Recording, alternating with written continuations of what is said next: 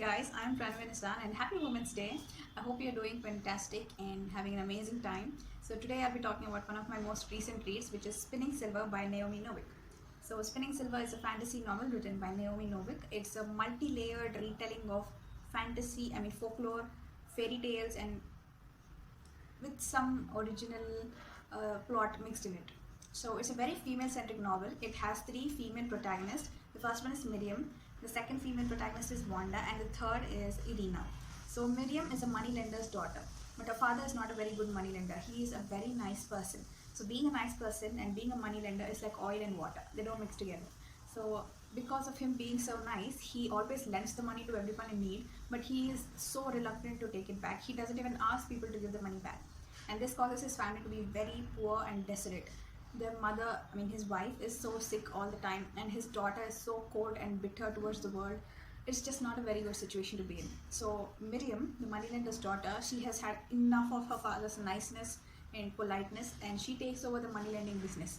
And she is amazing at it. She gets back every penny that her father ever lent to anyone with interest. She is so good money lender, and she has this amazing ability to take a pouch of silver and turn it into a pouch of gold in a year's time. That is how good of a moneylender and a businesswoman she is. And she gets proud and boastful of her ability because her family gets rich so soon because of her, that she boasts to her mother that she can just convert silver into gold just like that. And that boast falls to the ear of a Staryk king. He is king of winter. He's a fae king, and he is obsessed with gold. Every single one of the Staryk people, those are the winter people who are made of ice, are obsessed with sunlit gold. And he takes away Miryem to his land. And the second part of the story is about Irina. Irina is a duke's daughter, and she's always been considered very homely and not so beautiful looking, so she doesn't have many prospects about her. But she's a very smart and clever woman, and her father is a very, very, very ambitious man. He wants to see his daughter Irina as the czarina of the entire kingdom, and he sets up her match with the czar. And the czar is not everything that meets eye. He has monsters of his own, and that monster can devour the entire human world as well as the Staryk world. So now we have Miryem and Irina bound with their own monsters of ice and fire.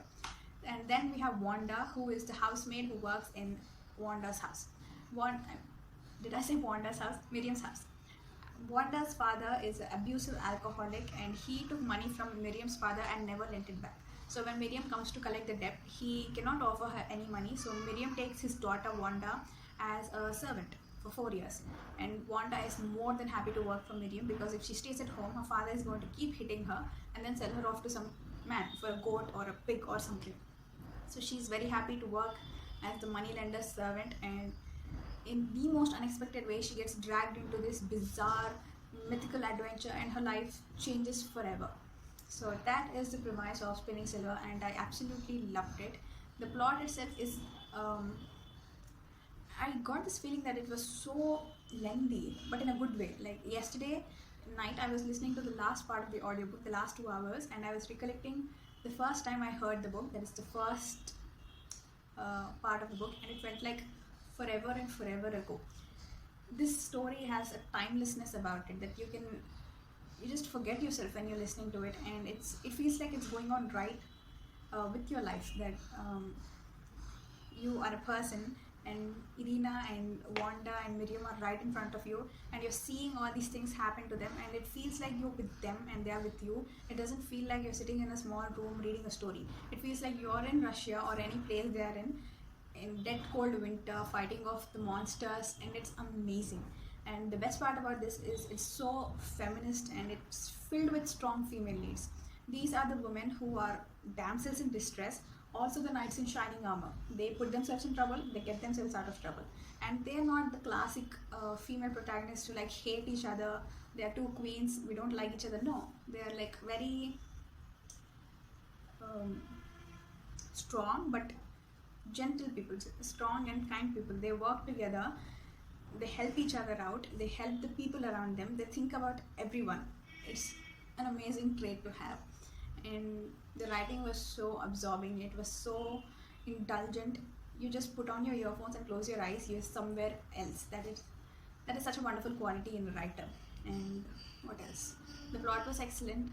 It's confusing in beginning because As soon as you start the story, we get right into the middle of the plot, so you don't have much of an opportunity to explore the magic, the layout of the world, or how the world actually works. Like, what's their currency, what's the language, like, I mean, what's the time period. You don't get any information. You just jump right into the middle of the plot, and you have to like find your own way throughout the plot. There's no history lesson or teaching about how the world is working and all, like it usually happens in fantasy worlds. But here you have to find your own way, and that may be a little confusing, but you just find your way. I mean, who can actually know the entire world? We don't even know the world we live in completely, so it's not a big deal. It's very fun to explore the world and make your own theories and form up your own conclusions. And the plot was really good.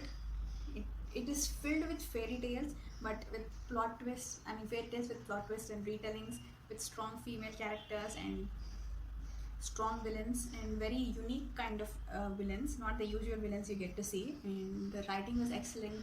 The characters were so diverse, and they were so strong and well formed, and you get to see their development over the course of the book.